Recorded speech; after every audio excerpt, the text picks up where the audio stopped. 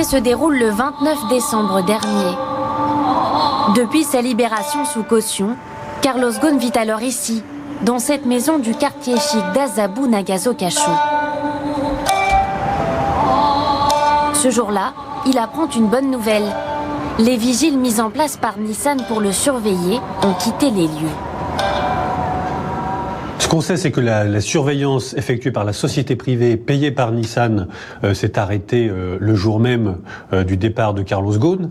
Je ne sais pas si c'est une coïncidence ou pas, mais en tout cas, ça montre un extraordinaire niveau d'exécution et de préparation.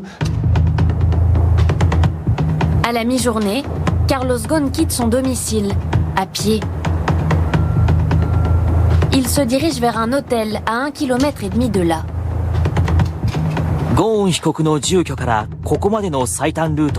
La télévision japonaise a reconstitué son parcours, minute par minute. Il est sorti seul de sa maison dans l'arrondissement de Minatoku vers 14h30. La silhouette de Carlos Ghosn est capturée par des caméras de vidéosurveillance, dont celle de la chaîne TV Asahi. Ses bureaux sont installés à quelques dizaines de mètres de l'hôtel où il a rendez-vous. Sa maison était là-bas, donc il était évident qu'il allait emprunter ce trottoir. Je me suis dit qu'il avait dû passer par là pour aller au Grand Hyatt Hotel. Sudo Nagisa a pu récupérer ces images. On y voit Carlos Ghosn arriver à ce carrefour et hésiter étrangement au moment de traverser. Monsieur Ghosn a d'abord essayé de passer par ce passage piéton, puis finalement il a pris un autre chemin. Peut-être qu'il savait qu'il y avait un poste de police sur la droite et que finalement il a pris l'autre route et fait tout un détour pour aller jusqu'à l'hôtel.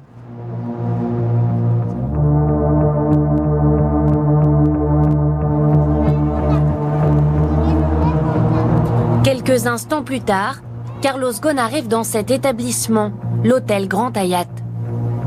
2 hommes l'y attendent, des anciens militaires qui l'auraient embauché pour organiser sa fuite. Les voici filmés à l'aéroport d'Istanbul, quelques heures après l'évasion.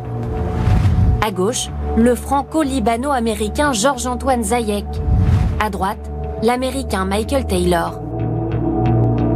Ce dernier a servi dans les forces spéciales de l'armée de terre, avant de monter sa société de sécurité. C'est quelqu'un qui est connu dans le monde de la sécurité privée comme un spécialiste de l'exfiltration d'otages. Il y a une dizaine d'années, il avait été recruté par le New York Times pour tenter de faire évader un des journalistes du New York Times qui était aux mains des talibans en Afghanistan. L'autre américain est un ancien militaire qui avait été blessé grièvement à une jambe lors de combats au Liban. Un binôme rodé aux opérations extrêmes. Difficile d'ailleurs d'imaginer qu'un tel plan d'action ait pu être monté en seulement quelques jours. Une opération de ce calibre, il faut entre 4 et 6 mois de préparation. Deuxièmement, la préparation telle qu'elle a été présentée, j'ai pris la décision le 25 et je suis parti le 29, j'y crois pas du tout. Que la décision finale ait été prise le 25, ça je veux bien l'admettre. La préparation remonterait en réalité à plusieurs mois. L'équipe d'exfiltration a commencé à travailler au courant de l'été 2019 et a étudié différentes options, notamment l'hypothèse de charger Carlos Ghosn à bord d'un bateau, d'un yacht, et de l'emmener vers un autre pays d'Asie du Sud-Est. Sans doute pour des raisons de rapidité, l'équipe a choisi de procéder avec des avions. Selon le Wall Street Journal, l'équipe aurait effectué une vingtaine de voyages au Japon et plusieurs visites d'aéroports pour choisir le lieu le plus approprié à une exfiltration. Le jour J, les 2 hommes retrouvent Carlos Ghosn à l'hôtel à Tokyo. Ensemble, ils seraient montés dans un taxi pour se rendre à la gare. C'est d'ici que part le train rapide pour Osaka. Les 3 hommes auraient pris le direct de 16h30.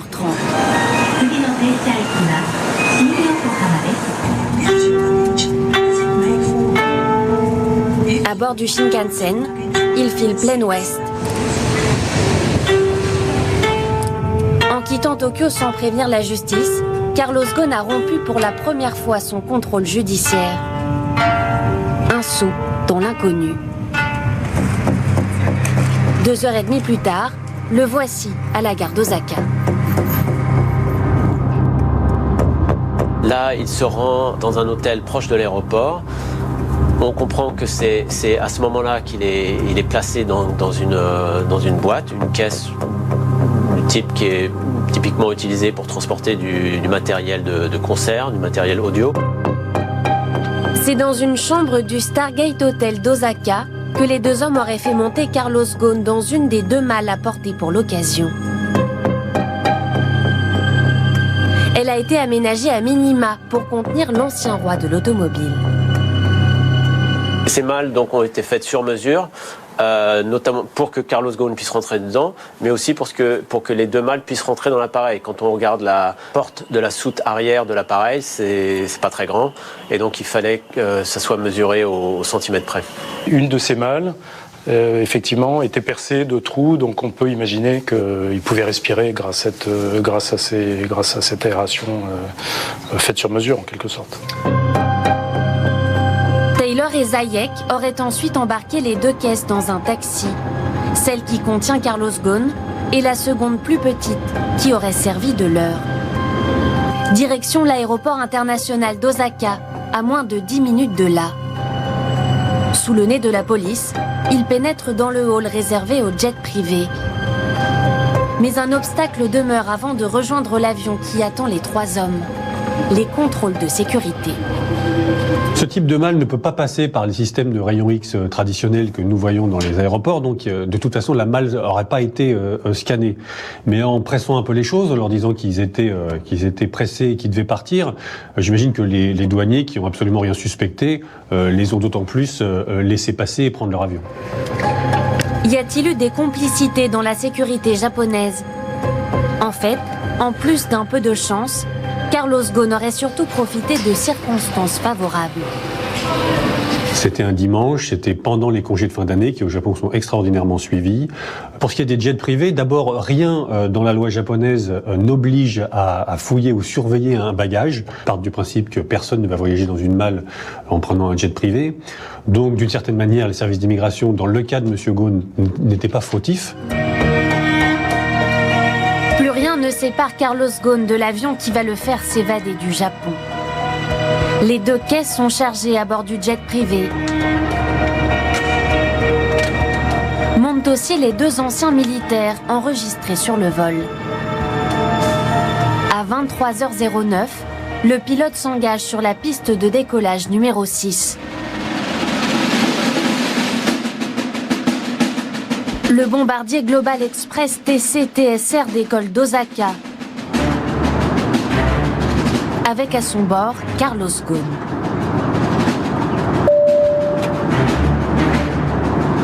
L'ancien PDG de Renault-Nissan vient de réussir la première partie de son plan d'évasion. Quitter le Japon. Il sort de la malle et se cache dans les toilettes. Mais de toute façon, l'équipe ne laisse pas les hôtesses entrer dans la partie passager de l'avion. Les 2 complices, Michael Taylor et Georges-Antoine Zayek, leur ont dit de ne pas les déranger, qu'ils viendraient les chercher s'ils avaient besoin de quelque chose. Le voyage de près de 9000 km se déroule sans encombre. Carlos Ghosn veut se rendre à Beyrouth, au Liban. Mais est-ce pour brouiller les pistes? L'équipe va d'abord faire étape à Istanbul. C'est là, au même moment, que le directeur de la compagnie qui a affrété le jet reçoit un étrange coup de fil. Il s'appelle Okan Kösemen.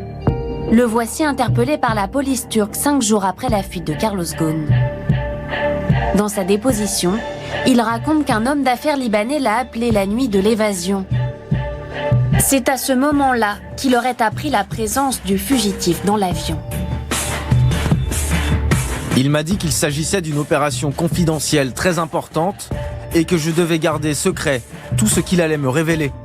Il m'a dit que Carlos Ghosn était à bord de l'avion, qu'il avait dû quitter le Japon car sa vie était en danger. Okan Kösemen raconte avoir reçu l'ordre de réceptionner Carlos Ghosn à Istanbul et de l'escorter jusqu'à Beyrouth. Pour le convaincre de coopérer, l'interlocuteur libanais lui aurait déroulé un scénario digne de James Bond. Il m'a dit que la CIA et d'autres services secrets participait à l'opération et que tout se passerait bien. Je me suis énervé. Il m'a répondu qu'ils avaient des renseignements sur ma famille et mon fils. Il m'a menacé en disant qu'une équipe attendait devant mon domicile. Le directeur commercial a-t-il vraiment été forcé d'agir sous peine de représailles?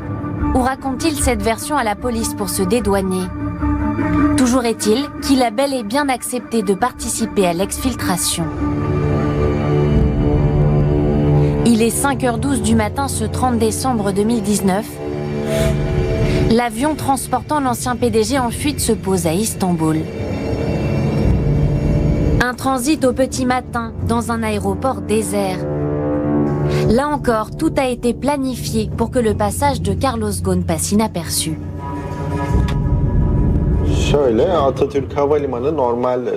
L'aéroport Atatürk est aujourd'hui fermé aux vols commerciaux et n'accepte plus que des jets privés.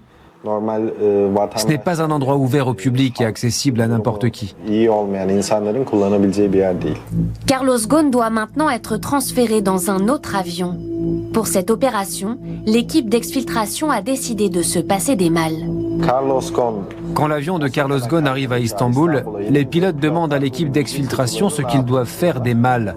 Les deux hommes qui escortent Carlos Ghosn leur répondent alors « Nous n'en avons plus besoin, gardez-les en cadeau si vous voulez ».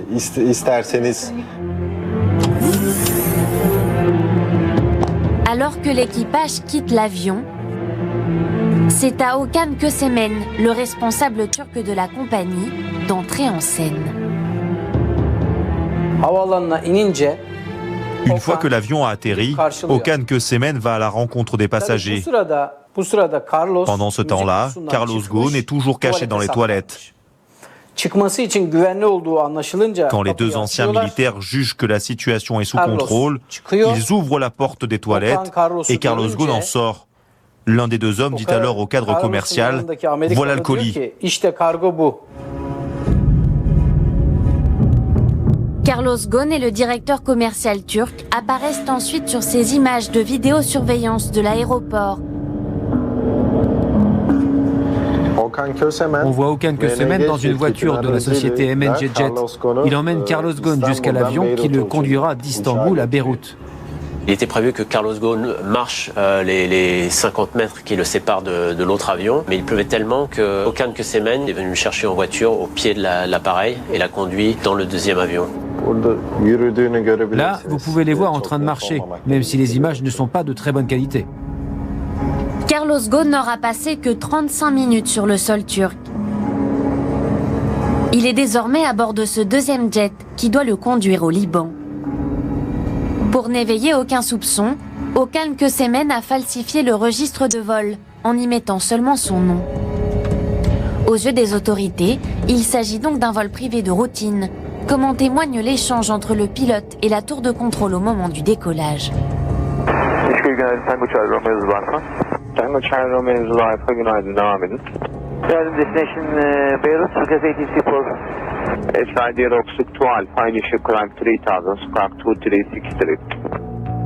À bord de l'avion, Carlos Ghosn est toujours accompagné d'Okan Kösemen, le cadre de la compagnie.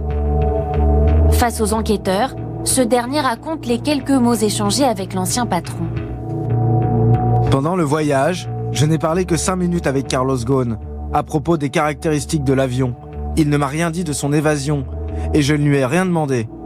Il m'a juste dit que les Japonais étaient de très méchantes personnes. 1h30 de vol plus tard, l'avion atterrit à l'aéroport international de Beyrouth. Sur place, même si ses passeports ont été confisqués par la justice japonaise, Carlos Ghosn franchit les contrôles sans problème. Carlos Ghosn est citoyen libanais, donc quand il arrive à Beyrouth, il arrive sur un territoire dont il est ressortissant, pour lequel d'ailleurs nous précisent les autorités libanaises, il n'a pas besoin d'un titre de séjour particulier, simplement une carte d'identité suffit à son arrivée à l'aéroport. Nous sommes lundi 30 décembre en début de matinée.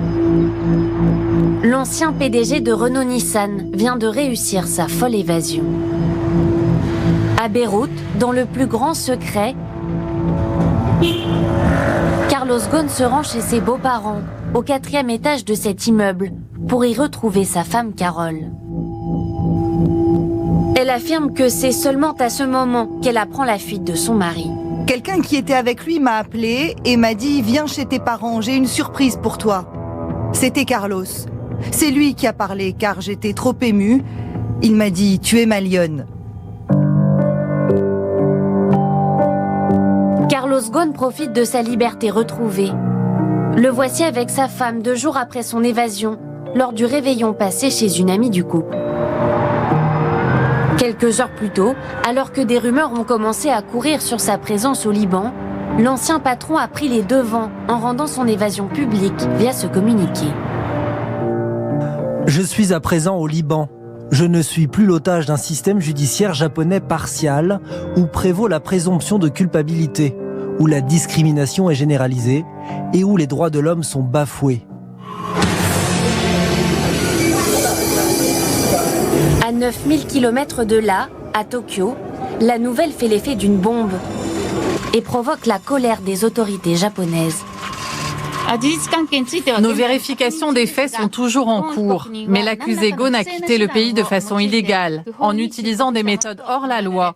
Il est extrêmement regrettable que nous en soyons arrivés là. La fuite d'un accusé sous caution est injustifiable. Ses propres avocats se sentent trahis. J'ai d'abord cru que c'était une information mensongère. J'avais le sentiment d'avoir été trahi par Carlos Ghosn. Mais j'ai essayé de mettre mes sentiments de côté et de m'imaginer à sa place.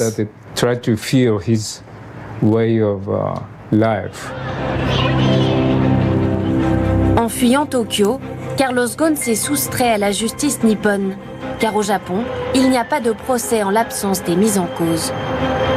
Mais l'ancien patron ne veut pas donner l'image d'un fugitif.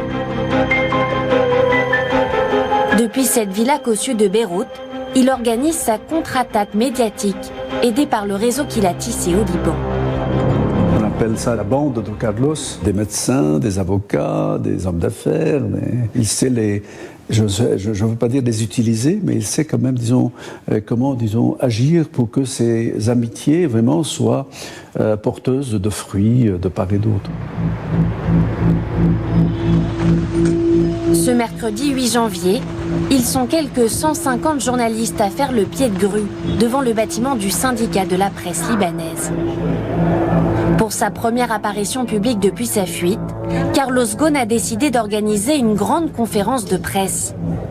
Un événement minutieusement préparé par la Française Anne Méo, spécialisée dans la communication de crise.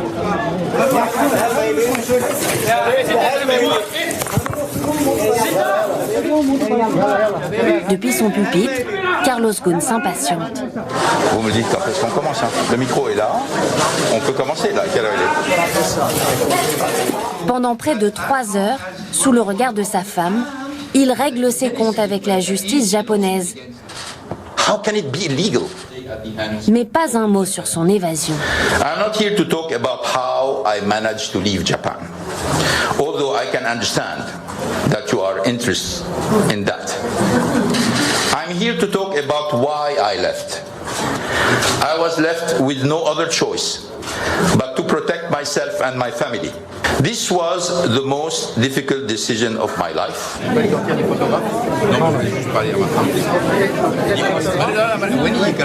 Sous les objectifs des caméras, Carlos Ghosn rejoint son épouse. I love you. You're a super message للعالم. And you're a hero. I love you. Pendant plus d'une semaine, à Beyrouth, il va multiplier les interviews. Pour ne pas compromettre ses complices, l'ancien patron se dit contraint au silence sur les circonstances de sa fuite. When you are in a situation where you're in trouble with justice, you don't have too much candidate to help you. I was lucky and I need to, as much as possible, protect them. Right. Certaines de ces personnes risquent de potentielles procédures pénales en Turquie. Comment vous sentez-vous vis-à-vis de ça? C'est quelque chose que vous allez avoir sur la conscience? Jusqu'à la mort? Une dette humaine, mais aussi financière. Carlos Ghosn a laissé au Japon près de 13 millions d'euros de caution, auquel s'ajoute le coût de ce plan d'évasion hors norme. Il y a eu toutes les opérations de repérage, des aéroports, la préparation, l'achat des caisses, sans doute payer certains intermédiaires ou peut-être des complices au Japon, ça nous ne savons pas. C'est des millions et des millions de dollars. On parle de millions et de millions de dollars pour ce genre d'opération. Le prix d'une liberté relative. Carlos Ghosn est aujourd'hui sous le coup d'un mandat d'arrêt d'Interpol à la demande de Tokyo. Et il a pour l'instant l'interdiction de quitter le Liban. Quand vous faites l'objet d'un mandat d'arrêt d'une nation qui est diffusée internationalement par Interpol, il est clair qu'il serait hautement imprudent de s'engager dans le franchissement de frontières. Pour l'instant, il faut considérer qu'il est sur le territoire libanais et qu'il est susceptible de devoir y demeurer. En s'enfuyant, Carlos Ghosn a laissé derrière lui au Japon Greg Kelly, son ancien bras droit à Nissan. Arrêté et inculpé en même temps que lui, il va devoir affronter seul la justice japonaise.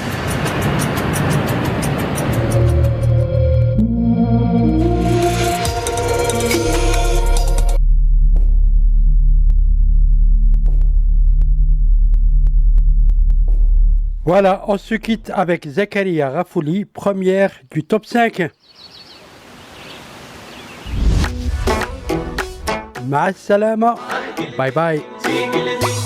وحرقاني الرموش شحال هذا ما شفتوش وحرقاني الرموش ورانا ما فهمتوش علاش تبدل وانساني ودرني كيف البراني وضرني قلبي وضرني قلبي يا لمي معلى الكواني شعلي وخلاني وضرني قلبي شحال قدني ما نخبي يالك ويدا وشداني وانا يحسن عواني وضرني قلبي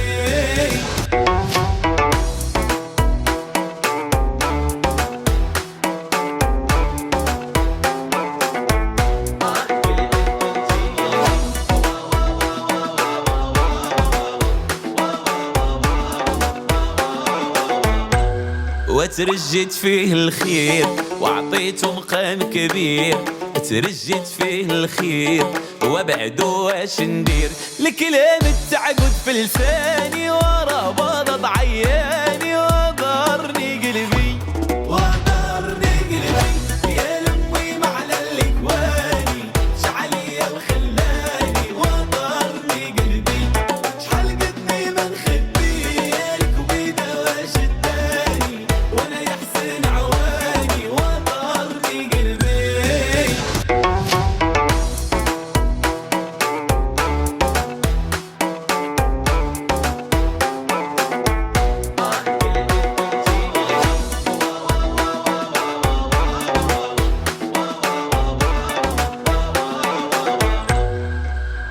قالوا لي غير صبر ليا بتجيبو مسير الحبيب يرجع لحبيبو راني خايف ويطول نبقى عليه معول راني خايف ويطول بغيتو غير يسول نعرفو وصاين ان كان يشتو على بليا بلاني وضرني قلبي وضرني قلبي يا لمي معلى الكواني شعلي وخلاني وضرني قلبي شحال قدني ما نخبي يالك ويدا وشداني وانا يحسن عواني وضرني قلبي وحرقاني الرموش شحال هذا ما شفتوش وحرقاني الرموش ورانا ما فهمتوش علاش تبدل وانساني ودرني كيف البراني وضرني قلبي وضرني قلبي يا لمي معلى الكواني شعلي وخلاني وضرني قلبي قلبي ما نخبي يالك وبيدا وشداني وانا يحسن عواني وضرني قلبي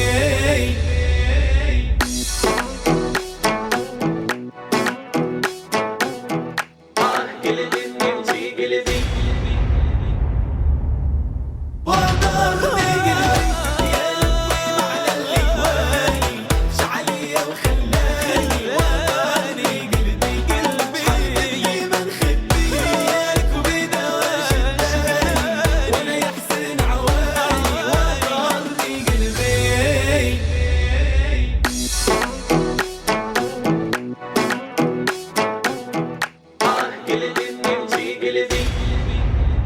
les couleurs, les parfums des fleurs. Entre ciel et mer se trouve une merveille appelée le Maroc.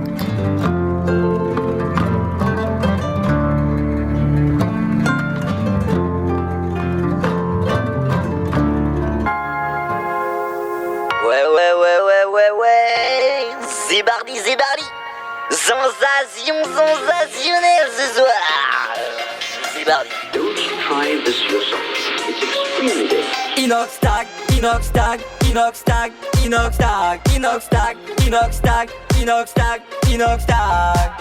J'ai mon mili. J'ai mon mili.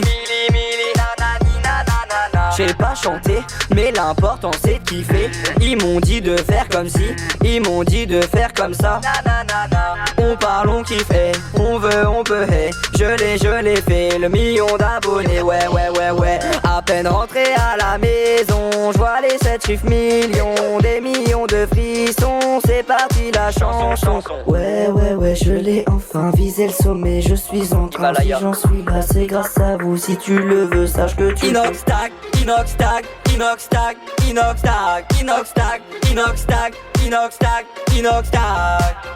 J'ai mon mili.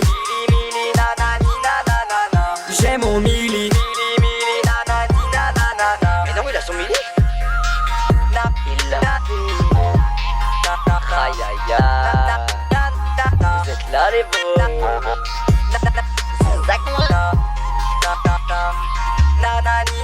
Le mili sur un son, je vous remercie. Je suis porté par ma team, chirote un sirop grenadine. Depuis 2013, on n'a rien lâché. Inox-Tag, tu vas t'en rappeler. Mercenaires, on a cravaché. J'ai mon mili, j'en ai pas assez. Inox-Tag.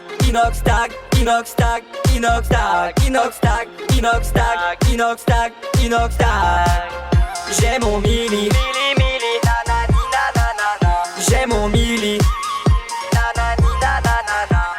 Ah, merci à tous ceux qui ont écouté cette musique, les gars. Merci d'avoir cliqué sur le bouton rouge. Zébardi, sensation sensationnelle si t'en veux plus. Et le pouce bleu, et peut-être qu'il y aura un autre refrain, je sais pas, peut-être, probablement. C'est parti, j'en lâche un, c'est parti, 3, 2, 1, refrain, go. Inox-Tag.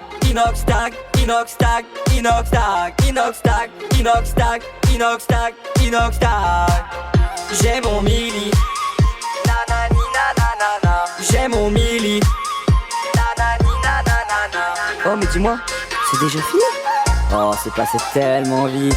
En tout cas, si t'as envie de réécouter mon pote, t'appuies sur le petit bouton, tu réécoutes et Zébardi. RQC, une radio libre, sans publicité, sans parti, mais pas sans parti pris.